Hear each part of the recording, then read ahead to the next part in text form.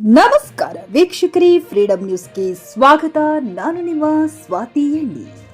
13,000 ಕಳ್ಳತನ ಪ್ರಕರಣ ಭೇದಿಸಿದ ಮುಂಡಗೋಡ ಪೊಲೀಸರು. ಓರ್ವ ಆರೋಪಿ ಬಂಧನ.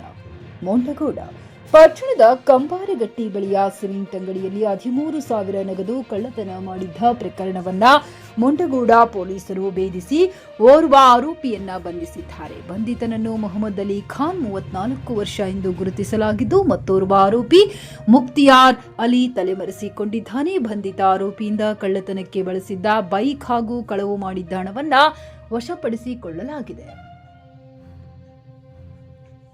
ಸಿಪಿಐ ರಮೇಶ್ ಹಾನಾಪುರ ಅವರ ಮಾರ್ಗದರ್ಶನದಲ್ಲಿ ಪಿಎಸ್ಐ ಮಂಜುನಾಥ್ ಗೌಡರ ತರಬೇತಿ, ಪಿಎಸ್ಐ ಕಾಶಿಂ ವಾಘಣಗೇರಿ, ಎಸ್ಐ ಬಸವರಾಜ್ ಹಾಗೂ ಸಿಬ್ಬಂದಿಗಳಾದ ಮಂಜಪ್ಪ ಚಿಂಚಲಿ, ಅಣ್ಣಪ್ಪ ಬುಡಿಗೇರಿ ಮತ್ತು ತಿರುಪತಿ ಚೌಡಣ್ಣವರ್ ಕಾರ್ಯಾಚರಣೆ ನಡೆಸಿ ಆರೋಪಿಯನ್ನ ಬಂಧಿಸುವಲ್ಲಿ ಯಶಸ್ವಿಯಾಗಿದ್ದಾರೆ. ಜಿಲ್ಲಾ ಪೊಲೀಸ್ ವರಿಷ್ಠಾಧಿಕಾರಿ ದೀಪನ್ ಎಂಎನ್ ಪೊಲೀಸ್ ತಂಡವನ್ನ ಅಭಿನಂದಿಸಿದ್ದಾರೆ.